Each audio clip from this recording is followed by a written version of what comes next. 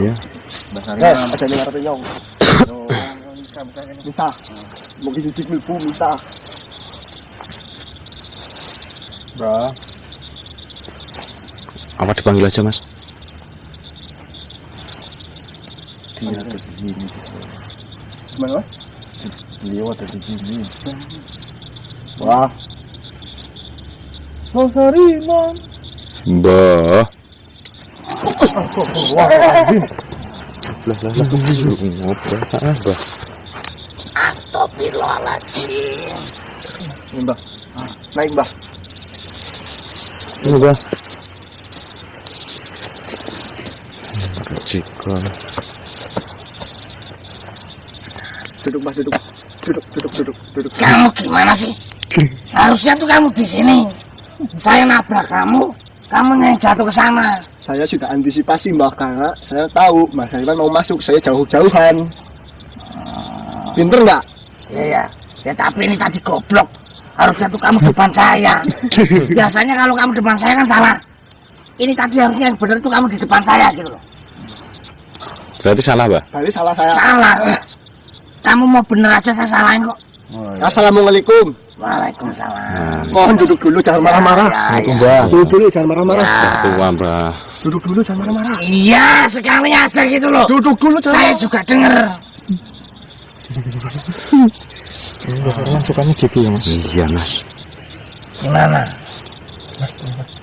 Mas Sariman. Ya, gimana? Mas Sariman sudah mendengar percakapan dari saya dan ayah saya. Enggak, saya enggak dengar apa-apa kok. Saya tadi di sana lagi jalan-jalan gitu. Saya yakin Mas Sariman sudah tahu. Iyalah, Mbah. Masa saya udah tahu sih? Kira-kira sebenarnya apa yang terjadi, Mas Sariman? Terus berilah saya pencerahan mengenai ini, Mas Sariman. Memang saya senter. Sekarang gitu. Kamu nggak senterin mau. Nih. Biar celah nih. Ini. Oh ini. Nih, Mas. biar celah. Kamu tak senterin. Biar cerah gitu. Apa? Ya. Gimana, Mbak? Gini. Sebenarnya saya tuh sudah tahu apa yang kalian alami. Dan saya juga bukannya tinggal diam. Akan tetapi saya tuh tetap memperhatikan kamu gitu. Kamu mampu enggak? Kamu tahu enggak? Ada keinginan untuk mencari tahu tidak? Agar yang tadinya tidak tahu menjadi tahu. Jadi ini saya rasa sudah saatnya saya cerita sama kamu. Dahulu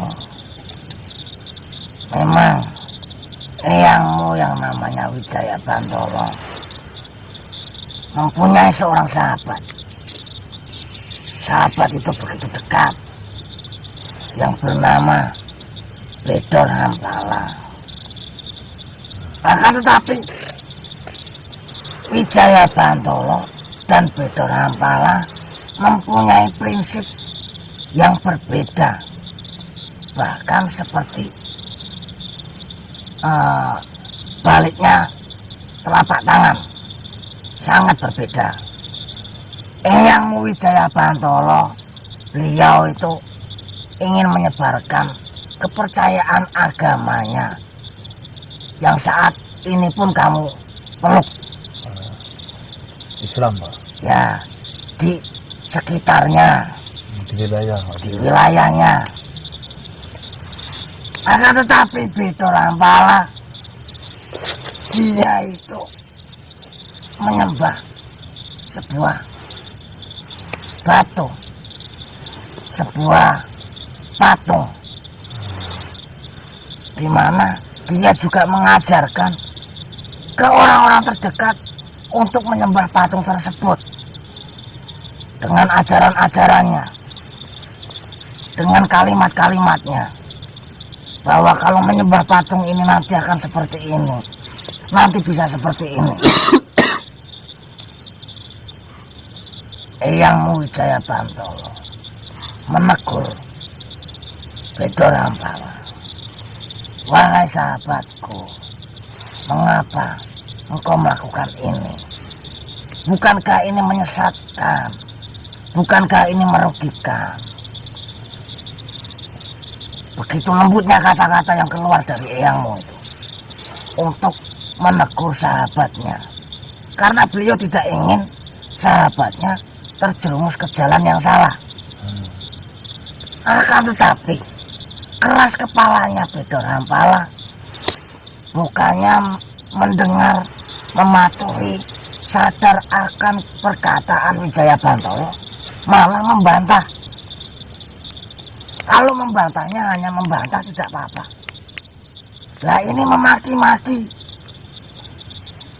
Bahkan itu kalau bahasa sekarang itu apa yang manusia dibilang hewan, manusia dibilang kotoran, manusia dibilang Membuli. yang enggak. Baik-baik itu kata-kata jelek itu keluar semua dari mulut Bedo Rampala itu. Bedo Rampala berkata, tahu apa kamu tentangku?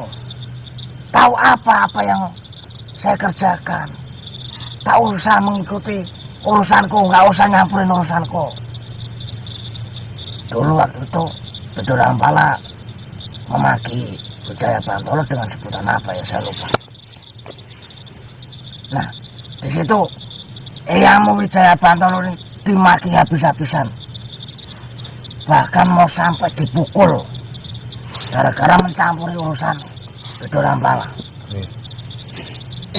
Ya akhirnya ada yang membuat Bedo Rampala ini amarahnya memuncak. Sakit hati. Harusnya yang sakit hati itu kan eyangmu karena dimaki. Tapi ini yang sakit hati Bedo Rampala karena eyangmu Wijaya Bantoro berkata seperti ini. Wahai sahabatku,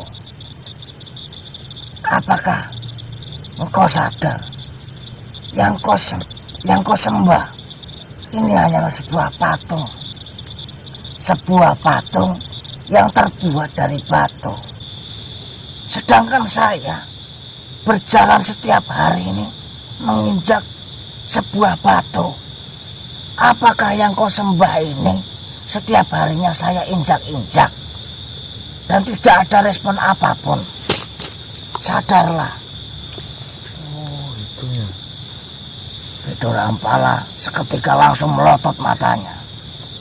Darahnya naik semua.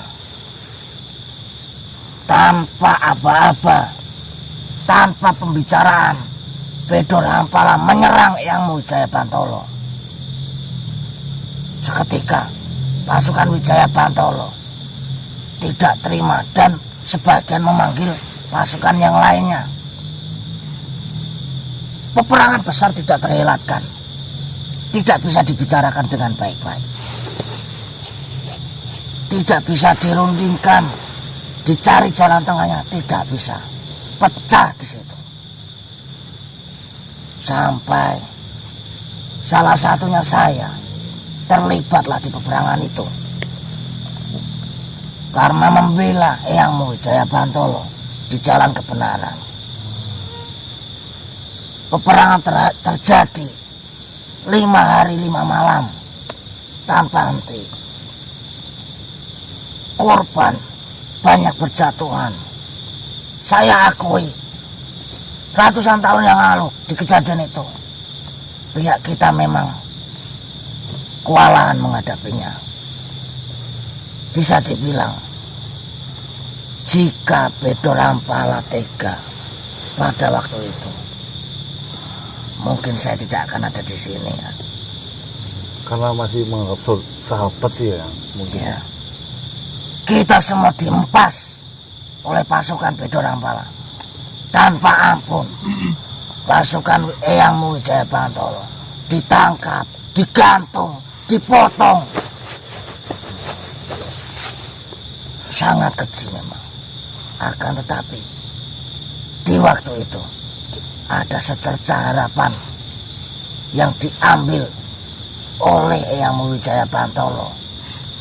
Berkata, Cukup hentikan sahabatmu. Sahabatku, aku mengakui kekalahan ini. Dan saya tidak akan mencampuri urusanmu. Hentikanlah.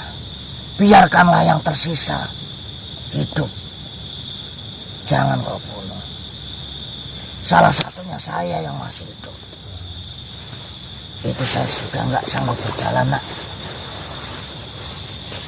Mungkin bisa dibilang saya sudah tidak bisa berbuat apa-apa. Saya dibunuh oleh pasukan terlemahnya Bedo Rampala pun saya tidak bisa membalas. Karena perkataan Eyang Muwijaya Bantolo seperti itu, Bedo Rampala sedikit terbuka hatinya untuk menghentikan peperangan, mengisyaratkan pasukannya agar tidak membunuh yang tersisa di situ.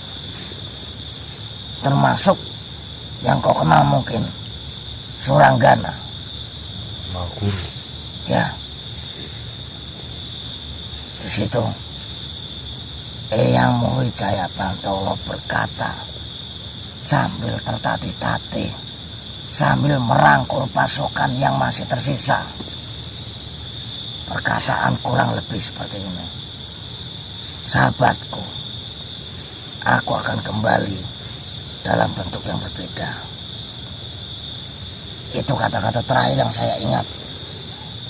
Nah, sekarang engkau mencampuri urusan Bedo Rampala. Entah secara kebetulan atau hanya